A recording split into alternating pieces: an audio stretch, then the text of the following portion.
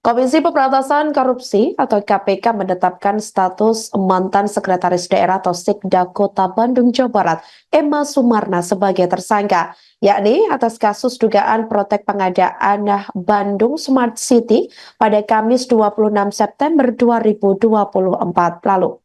Hal itu disampaikan oleh Direktur Penyidikan KPK Brigjen Asep Guntur Rahayu dalam konferensi pers pada Kamis malam lalu. Diketahui yang bersangkutan juga telah ditahan oleh KPK. Ia ditahan dalam operasi tangkap tangan atau OTT. Asep Guntur mengatakan bahwa pihaknya menahan 4 tersangka atas dugaan proyek pengadaan Bandung Smart City.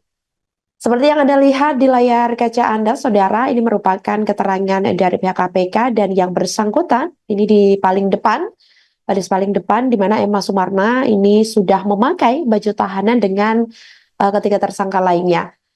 Mereka adalah mantan Sekda Kota Bandung Emma Sumarna tadi dan 3 anggota DPRD Kota Bandung, Jawa Barat. Perkara ini diketahui merupakan hasil pengembangan kasus operasi tangkap tangan Wali Kota Bandung yang terlibat perkara suap penyelenggaraan program Bandung Smart City. Lebih lanjut, KPK juga mengatakan ada 1 orang lagi yang akan ditahan dalam kasus korupsi pengadaan barang dan jasa program Bandung Smart City tersebut. Juru bicara KPK Tessa Mahardika menyatakan penahanan terhadap 4 tersangka ini sebelumnya dilakukan sejak hari Rabu 27 September 2024 lalu. Baik. Assalamualaikum warahmatullahi wabarakatuh. Yang kami hormati rekan-rekan jurnalis, Bapak Direktur Penyidikan Bapak Asep Guntur Rahayu. Hari ini Komisi Pemberantasan Korupsi akan menyampaikan rilis terkait penahanan tersangka pengembangan perkara tangkap tangan Wali Kota Bandung. Untuk detailnya akan disampaikan oleh Bapak Asep. Waktu dan tempat kami persilakan, Pak.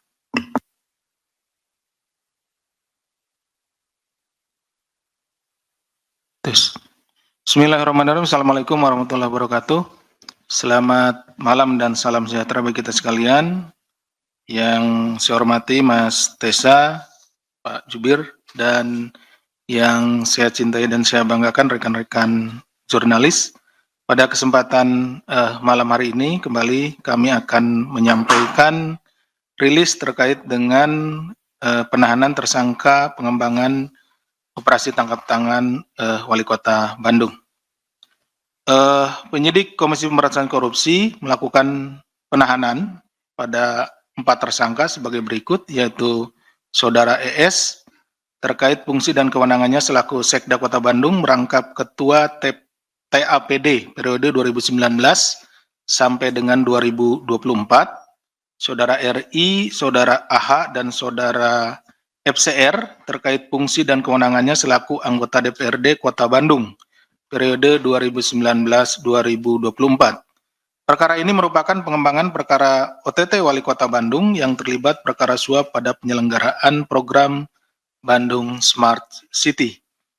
Para tersangka diduga menerima hadiah atau janji terkait pengadaan atau pekerjaan yang bersumber dari APBD Kota Bandung tahun 2020 sampai 2023 serta penerimaan lainnya sesuai dengan fungsi dan kewenangannya sebagaimana dimaksud dalam pasal 12 huruf A atau huruf B atau pasal 11 dan pasal 12 B besar Undang-Undang Nomor 31 Tahun 99 sebagaimana telah diubah dengan Undang-Undang Nomor 20 Tahun 2001 tentang perubahan atas Undang-Undang Nomor 31 Tahun 1999 tentang pemberantasan tindak pidana korupsi Yunto pasal 55 ayat 1 ke 1 Kitab Undang-Undang Hukum Pidana. Rincian penerimaan uangnya adalah sebagai berikut.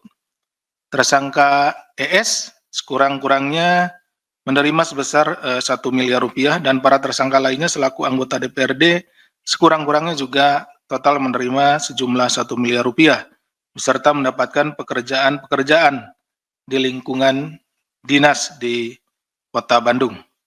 Terkait kebutuhan penyidikan, para tersangka akan dilakukan penahanan oleh tim penyidik untuk 20 hari pertama, terhitung mulai hari ini, tanggal 26 September, ya, hari Kamis 2024, sampai dengan 15 Oktober tahun 2024 di Rutan Cabang KPK.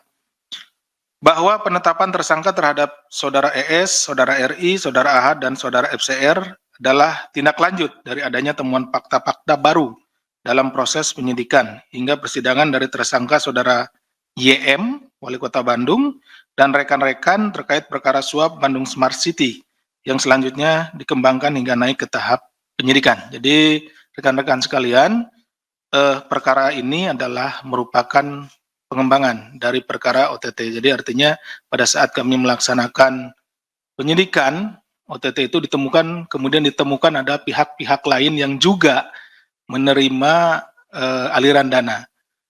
Di para tersangka ini tidak dilakukan penangkapan pada saat OTT, ya, karena memang tidak masuk waktunya sehingga kami baru menemukan aliran dananya pada saat pelaksanaan penyidikan.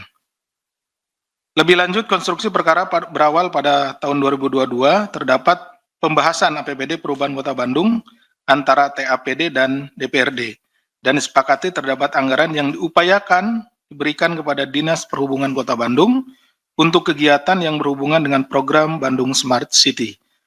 Tersangka ES menerima gratifikasi dari Dinas Perhubungan dan dari dinas lainnya secara rutin sejak tahun 2020 sampai dengan tahun 2024. Selain itu, tersangka ES selaku Ketua TAPD dengan kewenangannya membantu mempermudah penambahan anggaran pada pembahasan APBD perubahan tahun 2022 pada Dinas Perhubungan Kota Bandung untuk kepentingan para anggota DPRD agar dapat mengerjakan pokir-pokir atau pokok-pokok pikiran, pekerjaan-pekerjaan melalui penyedia yang bersumber dari anggaran pada Dinas Perhubungan. Hasil ketok palu APBD perubahan tahun 2022. Sedangkan para tersangka, Saudara RI, Saudara AH, Saudara FCR, selaku anggota DPRD menerima manfaat dengan mendapatkan gratifikasi dari Dinas Perhubungan dan mendapatkan pekerjaan-pekerjaan yang bersumber dari anggaran Dinas Perhubungan Kota Bandung, serta dinas-dinas lainnya yang bermitra dengan DPRD pada Komisi C. Demikian yang bisa kami sampaikan. Terima kasih. Wassalamualaikum warahmatullahi wabarakatuh. Saya kembalikan kepada Mas Tesa. Baik, terima kasih Bapak Asep. Silakan rekan-rekan bagi yang ingin bertanya seputar perkara yang kita lakukan penahanan para tersangkanya hari ini. Mas Chandra, silakan.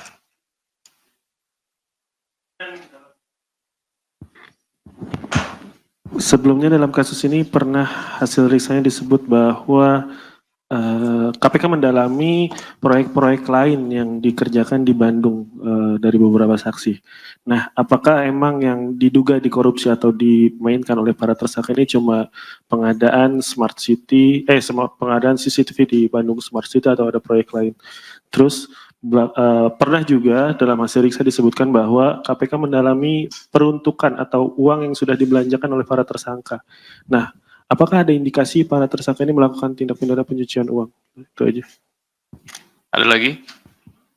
Untuk perkara ini? Cukup ya? Oke. Baik, kalau gitu silakan Pak Asep. Baik, terima kasih Mas Chandra. Ini sepertinya persiapan nonton ini nih, nonton Liga Champion atau mungkin juga nonton MotoGP. Jadi pertanyaannya sedikit gitu ya. Dari Mas Chandra terkait dengan pendalaman untuk proyek-proyek lain sampai saat ini yang kita atau yang kami penyidik dapatkan adalah keterlibatan dari para tersangka ini, tapi masih dalam proyek pengadaan CCTV terkait dengan Bandung Smart City. Ya, kemudian juga apakah ada indikasi TPPU untuk dalam perkara ini? Sejauh ini masih kita fokus untuk pasal-pasal pokoknya, yaitu terkait dengan tadi pasal-pasal suap dan juga gratifikasi. Nah, ke depan juga tidak menutup kemungkinan memang apa yang disampaikan oleh Mas Chandra, jika kita menemukan bukti kuat adanya hasil tindak pidana korupsi ini kemudian dialihkan, dirubah bentuk, dan lain-lain disembunyikan, kita juga akan menerapkan pasal-pasal TPPU. Demikian mungkin Mas Chandra yang bisa kami sampaikan. Terima kasih.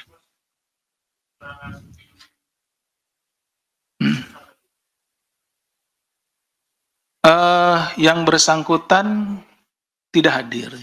Tidak hadir sudah memberitahu, tapi dalam waktu dekat ya informasi yang kami terima juga akan hadir. Tadi coba kita udah hubungi. Ya, Ya, untuk menambahkan aja terkait proyek ini kan yang ditetapkan sekarang ini 4 anggota dewan, 3. 3 ya? Ya.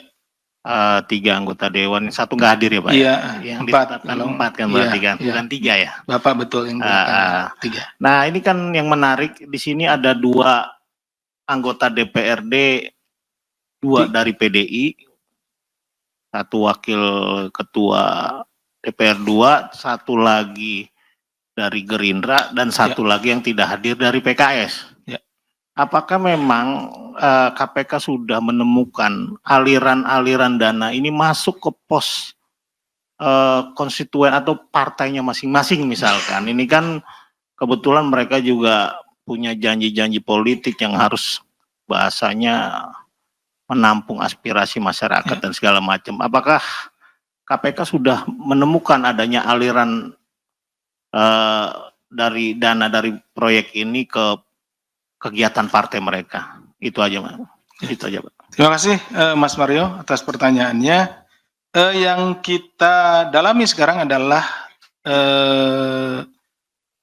kegiatan-kegiatan atau apa yang dilakukan, bukti-bukti perbuatan yang dilakukan oleh anggota DPR pada Komisi C ya di sana. Jadi kami tidak membedakan sejauh ini per partainya. Jadi kita lihat bahwa yang membidangi salah satunya dengan Dinas Perhubungan itu adalah Komisi C. Tapi apa yang disampaikan Mas Mario juga tidak menutup kemungkinan terkait juga dengan apa yang disampaikan oleh Mas Chandra tadi ya, terkait dengan TPPU dan lain-lain. Jadi kita penyidik ya seperti yang kita lakukan itu akan melakukan upaya untuk tracing, ya, follow the money, mengikuti kemana aliran dana hasil tindak pidana korupsi itu. Karena memang itulah yang harus dikembalikan kepada negara. Jadi nanti seiring dengan berjalannya ini kan proses masih berjalan, Mas Mario. Nah tentunya juga akan kita cari kemana itu alirannya. Apabila ada misalkan ke partai atau kemanapun, tentu kita akan cari ke sana. Demikian Mas Mario.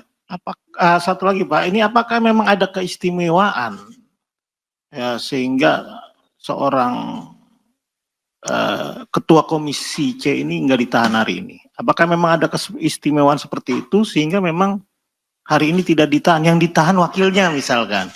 Ini kan agak menarik nih, agak ngeyel kok yang lain bisa hadir kok dia apa karena dia seorang ketua Komisi C sehingga dia bisa tidak hadir hari ini atau seperti apa? Atau memang nilai aliran dana korupsinya lebih besar misalkan dari keempat ini atau bagaimana? Bisa dijelaskan, Pak? Kita tidak membedakan ya mana ketua, mana anggota. Kita dikirimkan surat panggilan dengan waktu yang sama hari ini gitu ya. Hari ini ke-5-5-nya gitu, hari ini hanya yang 4 ini hadir gitu ya, yang 1 belum hadir. Ini adalah di panggilan pertama kita memanggil ini. Jadi kita tidak ada membedakan itu. Nah, penyidik sudah menghubungi yang bersangkutan dan yang bersangkutan akan hadir. Nanti setelah hadir di sini kita akan tanya alasannya apa ketidakhadiran di hari ini. Seperti itu. Jadi mohon ditunggu saja. Seperti itu ya, Mas Mario. Cukup. Baik. Kalau gitu untuk Waltah bisa pindah, tunggu di ruang sebelah sana ya. Makasih.